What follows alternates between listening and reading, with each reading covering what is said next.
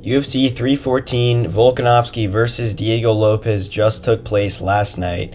I'm going to be going over the full card, recapping it, giving my analysis and thoughts after the card, each and every fight. So let's get straight into it, starting with the first fight of the night, Nora Cornell versus Haley Cohen. Cornell, the favorite, gets it done. Not much going on in the first round. Cornell's winning the stand-up a little bit. Round two comes, takes her down, gets the rear naked choke by submission. She improves to 9-2. Haley Cohen really wasn't UFC material. We were questioning her fighting ability, her grit beforehand, and so she gets finished, she gets subbed up. Not too much to go over here, I don't really like breaking down the women's fights too much. Next fight, Marco Tulio versus Tresean Gore. Tulio comes in as a big -600 favorite, and he puts on a Fighting Nerds-like performance. He does train at Shooter Box, but it seemed like he trains at Fighting Nerds. Outstrikes Tresean Gore 127-17 in the significant strikes department. First round was a little bit closer, and Tulio did even get touched up a little bit. He got a little bit hurt by one of Tresean Gore's shots. I'm surprised Tresean Gore didn't try to use the grappling as much as he did. He didn't really try to shoot in takedowns, just stood up on the feet and struck with Tulio, which was complete opposite game plan of what you should be doing. Tulio, the far better striker, as the odds showed, and even though he was a -600 favorite, I'm still very impressed. Like I said, it looked like he's from the Fighting Nerds, and he put on that type of performance, just throwing whatever he wanted. Didn't really care what Tresean Gore had for him in return, throwing every type of limb, every type of attack, flowing beautifully. He was in the flow state for sure. And just a really incredible performance by Marco Tulio. And now he's 2-0 in the UFC, both by knockout. He's got about 13 significant strikes per minute in his UFC career, which is crazy, even though it's only 2 fights. This guy could be an actual problem for the middleweights. Middleweight division is getting really stacked with talent now, even the unranked guys. So that division's getting really scary, and Marco Tulio is just another prospect to look out for. Next up, Sumu Derji versus Mitch Raposo.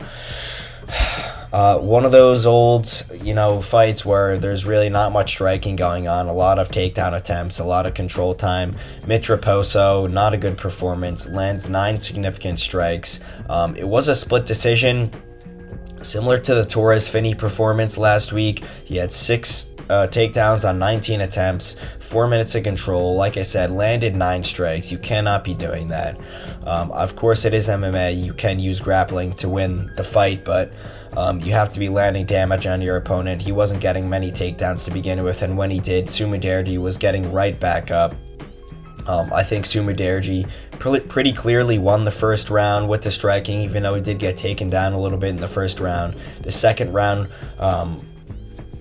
I thought was his as well, but you could have given it to Mitch Raposo, so it could be 1-1. I thought it was 2-0 Sumu Derji, and then the last round, I think Sumu Derji won as well. So I thought it was 30-27. Mitch Raposo, like I said, didn't do any damage. You can't just take your guy down and hold him down for 10 seconds, because Sumu Derji was getting right back up pretty much every time besides the last round. So you can't just take your guy down, especially when you're not even holding him down, land 9 significant strikes and expect to get the decision. So only Torres Finney can do that, I guess. So even though, it was still a split decision, so a judge did have it 2-1 Raposo. I had it 2-1, maybe 3-0 Sumu Derji. He gets it done rightfully, in my opinion, but not a great fight. Next up, Mikhail Olajaychuk versus Cedric Dumas. Olajaychuk battering of Cedric Dumas, 34-3 significant strikes. In the first round, pretty quiet as it normally goes, and then all of a sudden, Olajaychuk catches him with, it looked like his forearm, I think it was, and Dumas gets hurt, wobbles, kind of falls weird to the ground, so definitely gets knocked down. Olajaychuk just hammering down the ground and pound from mount, or not from mount, but he's standing up. Dumas is just covering up. he's just getting hit repeatedly and not answering back any shots whatsoever. Like I said, he's got his guard closed, covering up, not throwing any shots back, not really defending himself either. He's just surviving at this point. Not trying to land any damage on Olejniczuk, not trying to get up like Tresean Gore was in the last fight. Doing nothing to get up. I guess he was just trying to ride out the barrage of punches, but I mean, you have to understand how that looks to the ref, because he was protesting the stoppage by Mark Goddard, and it was completely fine stoppage, to be honest. He was covering up on the ground, not doing a single thing to advance the position, not doing a single thing to get back to his feet, not throwing any shots back at all. What do you expect the ref to do besides end the fight? And that went on for about 10 seconds as well. Was not an early stoppage in any sense of the word for Dumas. So yeah, he's really not that great. The pick was always Olejniczuk, and I'm really happy for him because he's one of my favorite fighters, and he really needed this win because his contract was probably on the line off of 3 straight losses. So great dub from Mikal. On to the prelim opener, Erosa versus Elkins. Darren Elkins looked very, very... I mean, I'm almost scared for the guy. Like, I mean, we've seen in boxing how some people literally go back to the locker room and like die. I mean, that's kind of the vibe I got from Darren Elkins. He gets a takedown early on Julian Erosa. It's crazy because he was on a 2-fight win streak, Darren Elkins, and he looked like that. That's absolutely preposterous, to be honest. He gets an early takedown over Julian Erosa. Erosa gets a few up kicks landed on Darren Elkins, and he's definitely hurt by those up kicks. Erosa trying to finish the fight, gets back to the feet. Erosa just landing damage, being a little patient, even though you could tell Darren Elkins is not there at all. He is so out of it. He's still very hurt, on top of him being, 40 years old and an absolute fossil to begin with. But Erosa is being patient. He doesn't want to rush the finish because Elkins is a really tough guy to get in there. And he was saying in the press conference afterwards, Elkins just, he's kind of wobbly to begin with, and he's kind of cross-eyed naturally, he was saying. So, yeah, didn't want to rush the finish because he didn't know truly how hurt Darren Elkins was. But Darren Elkins, I mean, his takedown attempts were absolutely putrid. Just moving around the octagon, he looked so slow, so out of it, like he was had a blindfold on. I mean, it was that's one of the worst looks I've ever seen in the UFC octagon. Erosa eventually gets the finish. The referee calls it off. Yeah, scary for Darren Elkins, man. He has to retire at this point. Nice win from Julian Erosa. Pretty easy win for him too there. Hooper versus Jim Miller. Hooper comes in at a big minus 850 favorite, and we saw him fight Clay Guida in his last fight, another old head, and he got the finish there, pretty dominant. We thought he'd probably get the finisher over Jim Miller, but also Jim Miller is a really, really tough guy to get out of the cage, so it does go the distance, and I think 2 judges gave round 1 to Jim Miller as well, which is pretty crazy. You see 29-28s on there. Not really what you want to see from Chase Hooper, although he did show off his grappling, which is his best strength in his game, so that's not surprising. 10 minutes of control time, 8 for 14 on the takedowns. First round, Jim Miller did reverse the position a little bit on Chase Hooper, throw a few submission attempts, but nothing too crazy. Chase Hooper takes him down, pretty much dominates him on the ground for rounds 2 and 3. Has a few good submission attempts, but nothing fully locked in to where Jim Miller has to tap. And it goes the 3-round distance, but not a lot of strikes landed by each guy. Just a grappling match, to be honest, but another good win by Chase Hooper. Please, we have to give this kid someone near the rankings, if not in the rankings at this point, because he is on a nice little win streak, and he even said it himself. Stop giving him the old heads. We need some young prospects to give him as well. So he called that for SEM. That's definitely a viable option for Chase Hooper, and the winner of that 100% should be getting a ranked opponent if they don't already.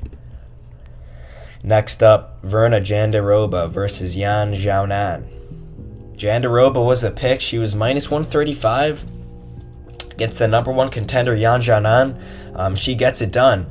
an insane grappling. Like, her grappling looks like a real problem for this division. How she will do against Zhang Weili is a whole different story, but she's been dominating her opponents via her grappling in every fight. It seems like she's on a 5-fight win streak here. Dominated Lemos, takes her down, subs her up in round 2. Yan Xiaonan, she wins all 3 rounds, takes down Yan. She gets outstruck a little bit on the feet, but you're getting the takedown early into the round. She's not giving up that ground control time, so she gets only 3 takedowns, but that's, like I said, that's all she needed. She gets 1 takedown per round because she was able to hold down Yan Xiaonan the whole round. As you can see, 10 minutes of control, throwing up sub attempts, had an arm bar locked in that Yan Xiaonan got saved by the bell by, so that was pretty crazy to see. But Virna Jandiroba's grappling looks like a real problem for this division, but who knows? Like I said, Zhang Weili is a whole different beast to be fighting against, so and we know Yan Xiaonan's grappling isn't as good, especially her submission defense is great, as we saw in this fight, but she is not really great at getting up after being taken down. Her opponents can definitely hold her down. That's what Zhang Weili did to her, and that's what Virna Jandiroba did to her as well. So Jandiroba, the new #1 contender, and unless Zhang Weili is going up to get the double champ status, that should be Jandiroba as the next title shot. So a really good performance from Jandiroba, and like I said, just some scary grappling for the division. The prelim main event: Sean Woodson versus Dan Ige, the human spider himself. Really bad stoppage, weird stoppage. In a sense, I can see what the ref was looking at. Maybe that's a hot take, but still, that was a bad stoppage. Sean Woodson loses. The ref calls it off. Dan Ige gets the TKO win. First 2 rounds, very competitive. I thought it was a very close fight to score. I thought it was probably 1-1, potentially even 2-0 Sean Woodson. I think Dan Ige edged out the first round, landing the better shots. And Sean Woodson kind of clearly winning the second round, because he was landing some nice shots as well. The better output, using his range and his reach to hurt Dan Ige land the shots that he needs to in the first 2 rounds. And then the third round, the momentum is kind of swinging towards Dan. He eventually lands a really nice overhand, hurts Sean Woodson. Sean Woodson eventually shoots for a takedown out of desperation because he's hurt, so that's not really surprising. He's holding on to the legs. Dan Ige is just hammer fisting him, punching him while he's trying to complete the takedown on the legs, and the ref just calls it off. We've seen some similar stoppages like that. Very recently, the Manuel Torres Drew Dober stoppage. That's a very similar situation, although that could have even been a late stoppage in that fight, because Manuel Torres was just hitting Drew Dober clean for about 20 unanswered strikes while Drew Dober was hanging onto the leg. So that's completely fine stoppage. The thing about this one, it's a very similar situation, but Sean Woodson wasn't nearly as hurt as Drew Dober was, and he didn't absorb nearly the amount of punches that Drew Dober did. Like I said, I can kind of, in a world, see where the ref is coming from, even though he 100% should have given Woodson more time, because Woodson was taking unanswered strikes, trying to complete the takedown, just holding on to the ankle of Dan Ige. He was taking unanswered strikes, but the ref ends up calling it off about 10 seconds too early. You just have to let that go more, because Woodson was recovering. He was getting back to his feet as well. And then right as he called it off, Woodson stands up. He's very coherent. He knows what's going on. Not a great look, not a good stoppage, but good for Dan Ige to get the win. A lot of people were picking Sean Woodson in this fight, so interesting for Sean Woodson's career. It kind of sucks, although I will say all 3 judges had Ige up 2-0, which is absolutely insane. I thought it was at least 1-1, maybe 2-0 Woodson, so all 3 had Ige up 2-0. That is just absolutely mind-boggling to me. As you can see, he was getting outstruck, and that he got outstruck, and that's with the unanswered punches at the end. So pretty wild to see. So I guess it really didn't matter, because Dan Ige was most likely going to win that third round anyway, and Sean Woodson would have needed a finish according to the judges' scorecard. So I guess Dan Ige would have gotten his hand raised anyway. So yeah, sucks for Sean Woodson, but it looks like he was going to get the loss anyway. So good win from Dan Ige, bad stoppage. Moving on to the main card opener. Dom Reyes versus Nikita Krylov, man. Nikita Krylov comes in as the favorite. Dom Reyes, I'm so happy for Dom Reyes, even though I picked Nikita Krylov. Dom Reyes got the knockout 2.5 minutes into the first round. He was probably winning the first round before that as well. Krylov just lunges in. It's very, very similar to Jose Aldo versus Conor McGregor. Krylov lunges in. Dom Reyes slips the first overhand, pull back left as Krylov is lunging in and just sleeps Krylov. I mean, he is out cold just from that one punch, just like Jose Aldo. Very, very similar. And a reason I picked Krylov was because of his chin. He's only been KO'd one time before this fight in 39 MMA fights. He's been KO'd one time, and that was in his UFC debut, or his second stint, the debut of his second stint back in his first stint back in 2013. So this guy hasn't been KO'd in 39 career fights, and that one time was over 10 years ago. As well as him being on a 2-year layoff. We just saw what that did for Volk's chin. We saw what that layoff did for Gaethje's chin. And he just goes out cold off a jab. I mean, that's kind of like suspect. I don't know what's going on there. Maybe we were missing something about why he's been out, but that's just really weird. I know he's literally lunging in, so he's going towards the punch of Dominic Reyes, so it's a lot more damaging than obviously if he's slipping away or moving with the punch. So even then, that's a nasty counter from Dominic Reyes. Really, really happy for him, and he's on a 3-fight knockout streak in this division, all ranked opponents. So, you know, some people were counting him out. I was counting him out. Damn. He's like one win, you could say, from a title shot. If he beats somebody inside the top 5, you know, I don't know who they'll give him at this point. Roundtree Hill is booked. Maybe, oh my gosh, you can do the Yuri Prohaska rematch, but because I think they're going to do Poatan versus Ankalaev in the rematch. So Yuri doesn't have a fight at this point in time. Potentially Olberg, potentially Blachowicz. Maybe not any rematches for Dominic Reyes, so give him someone fresh. If you'd want to see another fight for Olberg before him getting a title shot, then you could do Dom Reyes versus Olberg, but I really want to get him up the rankings because he's on a resurgence. Who knows how long this is going to last for, so let's try and get him to the title as quick as possible, to be honest. Great win from Dominic Reyes, man. Next fight. Bryce Mitchell versus Gene Silva, man. I was wishful thinking when I picked Bryce Mitchell, man. I knew I shouldn't have done it. I knew deep down that Gene Silva was 90% gonna win this fight, man. And he looked damn good doing it. First round, Bryce doesn't even shoot until about 3 minutes into the first round. This is exactly what he did versus Josh Emmett. This is a grappler versus striker matchup.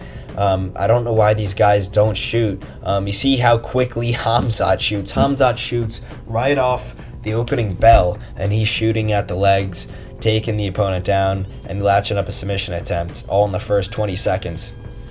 And we saw versus Josh Emmett, he got knocked out because of it. And Gene Silva is no opponent to be doing that either with, so Bryce Mitchell eventually shoots. As you can see, he did outstrike Gene Silva, funnily enough, but a lot of people honestly outstrike Gene Silva. It's pretty crazy, but with that power, you don't really need to have the volume that a lot of other fighters have. But first round, Bryce tries to work in some of the wrestling, some of the takedowns. Gene Silva doing well defending the wrestling. As you can see, Bryce Mitchell goes 1 for 14 on the takedowns. So Pretty crazy to see, since we saw that Charles Jourdain fight where Gene Silva got taken down 2 or 3 times by Jourdain, a small featherweight. So wild to see. I mean, this guy is improving so much in the striking, in the grappling, in the wrestling defense. So Bryce Mitchell, honestly, just it didn't look like he should have been in there with Gene Silva. Gene was on a different level. I mean, the punches Bryce landed, he just doesn't have the power, doesn't have the damage, doesn't have the just ferocity on his attacks to hurt Gene Silva. It's like, yeah, he'll land a leg kick or a jab, but I mean, Gene Silva is going to eat that all day long, no problem. And with the ferocity that Gene Silva has in his punches, it's just not a winning recipe for Bryce Mitchell. Round 2, similar. Bryce has a little bit more success in the grappling, but Gene Silva throwing up guillotine attempts, submission attempts off of the Bryce Mitchell takedowns. He had one in the first round, really intense moment. Bryce Mitchell was able to get out of it.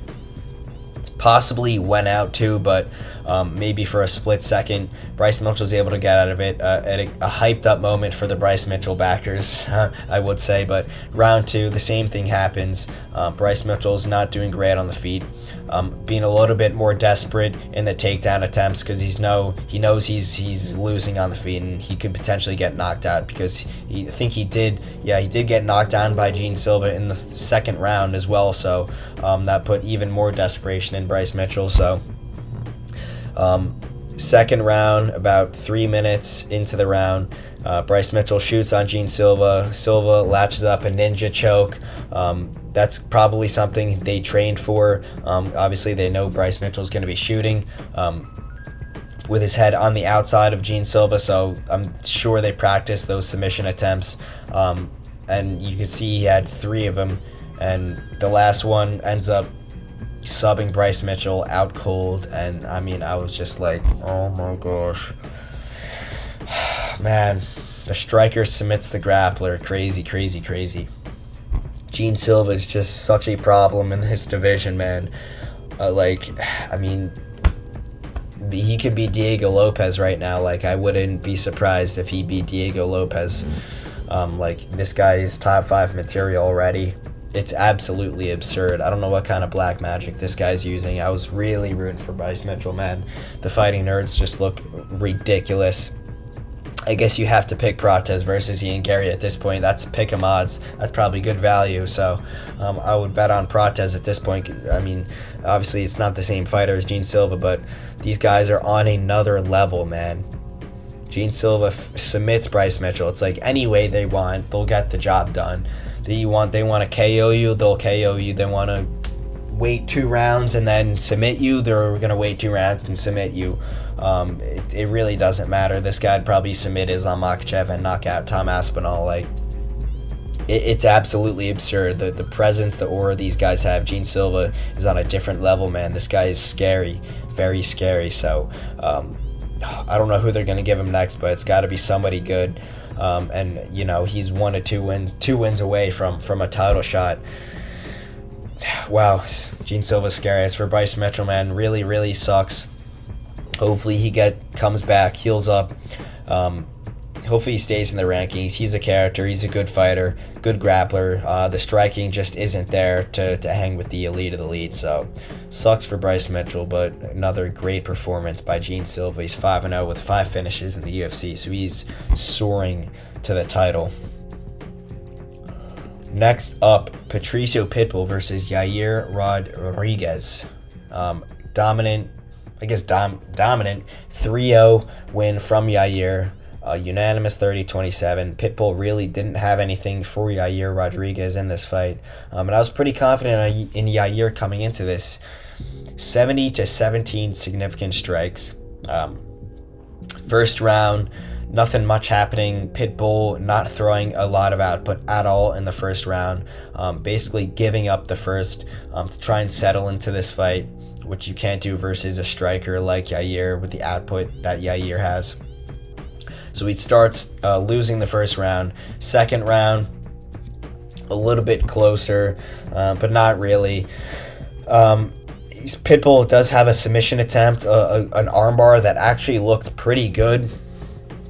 And that was a little bit of a tense moment and some danger for Yair Rodriguez. So, because he's not the best at submission defense, but he's able to get out of it, just piecing him up on the feet. Pitbull, like I said, didn't have much for him. The Yair with, the striking advantage, the reach advantage, the height advantage, the UFC experience advantage.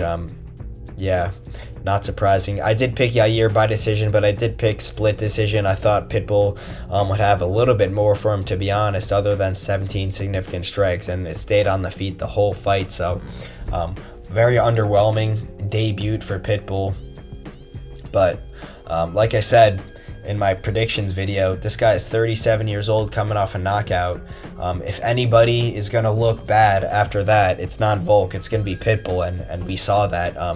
I guess people thought that's what Volk really would look like in that title fight, but it was really Pitbull. I don't know how people didn't see that. People are picking Pitbull, and they're also picking against Volk. It didn't make any sense. But I got it right, so that's all that matters. So yeah, your impressive performance, dominant 30-27, took no damage whatsoever. As you can see on this ESPN thing, I've never seen a guy that clean on the ESPN Fight Center.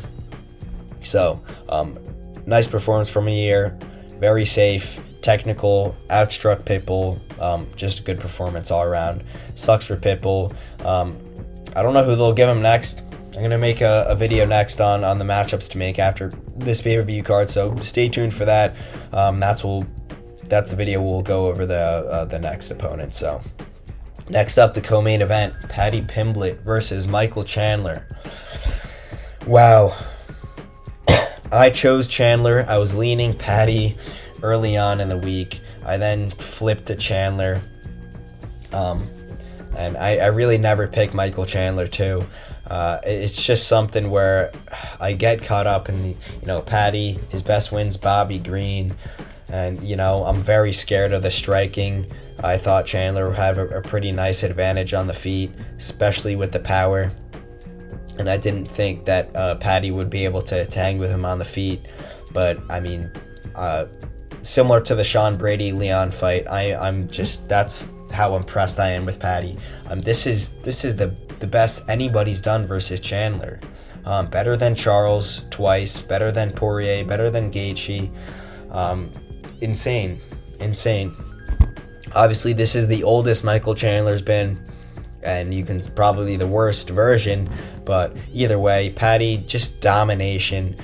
Gets taken down very early on by Chandler, and we're thinking, all right, Chandler does have the strength advantage, and he has a wrestling base, so kind of ragdolling Paddy, but it gets back to the feet. Paddy looked exceptional on the feet, landing head kicks, tagging Chandler up, winning on the feet. Chandler didn't really have any moments besides one big shot in the first round, which didn't really get that much of a reaction, to be honest. Just a domination of Michael Chandler for Paddy Pimblett. Second round, Paddy controlling him on the ground, landing ground and pound, outstrike him on the feet. Same thing with the third round. Eventually, he lands a flush knee on the head of Michael, or on the cheek of Michael Chandler, cuts him open pretty good. He's bleeding. He's got a lot of damage on his face. Then Paddy eventually gets to the ground, controls Chandler on the ground. It's not looking good. Chandler's just trying to survive to the end of the round at this point. Paddy's not having any of it. And eventually gets the ground and pound TKO. The ref calls it off. Dominant performance by Paddy Pimblett. Man, I underestimated Paddy, I'll be completely honest. I didn't like picking Chandler, but I was appealed by the knockout potential of Michael Chandler. But Paddy's striking looked better than Chandler. His grappling looked better than Chandler. His wrestling, his jiu-jitsu, literally everything looked better than Michael Chandler. And like I said, we haven't seen anybody put this level of beating on Michael Chandler in Chandler's whole career, at least in the UFC. So Paddy Batty is the real deal. This guy is pretty scary. I think people have no choice but to take him seriously at this point. And Dana has got to give him a top 10 guy. He's already in the top 10 after being Chandler. He should be around number 7. Let's see who they give him next. I'm so excited. They're going to have to give him somebody maybe, I know Moicano's not in the top 10, but that's a really nice fight and a step up from Michael Chandler. But he called out Poirier or Gaethje or Charles. I love those fights too, and that's probably the route that Dana will take, considering Paddy's star status at this point. Paddy is kind of who they wanted Sean O'Malley to turn out to be, more of the character, but still with the really exciting performances and surprising performances as well. And I know Sean did become champ, but Sean's just not good on the mic. I don't know what's going on with him, but Paddy Pimblett is the real deal. He's the next star at lightweight. He's the new guard at lightweight as well. I think he finishes Michael Chandler. I could see him finishing Justin Gaethje or Poirier as well with his grappling, because his striking was the one thing that I was iffy about, but he's proved that his striking is elite and able to hang with the best of the best. So, despite that he looks very young and like a teenager, Paddy Pimblett, scary dude for the division. We could see him in a title fight, early next year. So he's probably one win away from the title shot, with the little bit of a Dana White treatment there. Moving on to the main event, big man Volk versus Diego Lopes. I picked Volk by decision. We got the dub, or Volk got the dub. I wasn't fighting there. I'm so happy for Volk. Get in. First guy in the lighter weight classes to win the belt at 35 years old or older. This was vintage Volk. This was prime Volk, whatever you want to call it. He wins the first round, clearly outstriking Diego Lopes on the feet, landing the better shots in my opinion, then gets a takedown at the end of the round, raining down some ground and pound, and at that moment, we all knew that this was vintage Volk, back in form. And we all knew as well that the later this fight went on, that Diego would have less of a chance to win. And so after that first round, it looked better and better for Volkanovski. Although I will say we were kind of wrong about that, because, Diego looked to really, that first round was the least competitive round. Rounds 2 through 5 were more competitive than the first. So Diego, credit to him, was much better in rounds 2 and 4 especially, putting on the damage for Volkanovski in some scary moments. But round 1, Volk wins clearly. Everybody's got it, Volk up 1-0. Round 2, Volk is winning as well, clearly winning until Diego drops him. Volk thought he was out of range. Diego lands the overhand. Volk falls back and gets the knockdown. So it's a scary moment for Volk. We're saying, all right, this guy's been knocked out. That's a very scary moment to witness for Volk, because he ate another nasty uppercut following up on the ground from Diego as well. So his chin looks to be back in form. That's something I mentioned that I got dead on as well in the predictions video. We saw it with Gaethje. Taking time off does really well for the chin. He was eating uppercuts and nasty shots from Fiziev. We thought the damage from Holloway would play a part in that fight versus Fiziev, but it really didn't. Same with Volkanovski. I thought his chin would be healed up. I know everybody's saying he's old, he's been knocked out by Topuria and Islam, and that's not supposed to happen. He's supposed to get KO'd by Diego Lopes. That was Volkanovski's night. Eating great shots from Diego Lopes, man. If that was maybe short notice Volk or weight drained Volk, Diego probably would have gotten the knockout. So, but that goes to show that taking time off really does good for your chin. I guess no matter the age or the previous losses you have, you got to take time off, especially if you've been knocked out recently in brutal fashion. So it's probably 1-1 through 2 rounds. Volk, not a very exciting round, but it's a pretty clear Volk round as well. So Volk is up 2-1 in my opinion. A lot of people were saying that Volk won the second round, even despite the knockdown from Diego. I guess he was winning very clearly throughout the whole 5 minutes before that. So some people had Volk up 3-0 at this point. I had him up 2-2 or 2-1. Fourth round comes in. This was a pretty exciting round as well. Diego lands a nasty uppercut on Volk, and also catches him with the knuckle in his eye. Halfway through the fourth round, and the tide starts to turn a little bit, and the momentum shifts heavily towards Diego. Volk is backing up, kind of running away, just trying to survive in there. The arena's going crazy. Diego definitely had a big moment there. And I'm thinking, I wouldn't be surprised if Volk really just can't see out of that one eye, because when you get eye poked, when you get punched in the eye, it's going to be blurry. So we've seen it before, and that's how Volk was fighting at that moment. I was very worried, but it's just insane how these guys are able to not only survive but keep the fight going and eventually win the fight. When you got somebody like Diego Lopes on you trying to finish you, and you got one blurry eye and your other eye is swollen. So it's absolutely absurd how good these guys are, and Volk was able to survive the rest of the round. Although he did land the better shots in that fight, or in that round 4. His jab looked great, the low kick, just the patented Volkanovski strikes, the jab, the low kick, the output, the cardio. He's a decision machine. There's no way any featherweight is going to beat Volkanovski via decision. The only guy that's ever done it in his career is Islam Makhachev, and even that was a very, very close 48-47 win for Islam. But I don't think anybody at featherweight is going to beat this guy by decision. The cardio, the skill advantage is just too much for Volk's opponents. He's just so good over the course of 25 minutes. So round 4, another debatable round. So in my opinion, it was 2-2 through 4 rounds. But honestly, you could have had it 4-0 to Volk, because rounds 1 and 3 were clear to Volk. So Volk had the 2 clear rounds, and then the 2 rounds that you could have given Diego. Volk pretty much outstruck Diego, but Diego landed the much louder moments in those rounds. So depending on the criteria you scored as, it could be 4-0 Volk potentially. I had it 2-2 Diego, landing the better shots in rounds 2 and 4.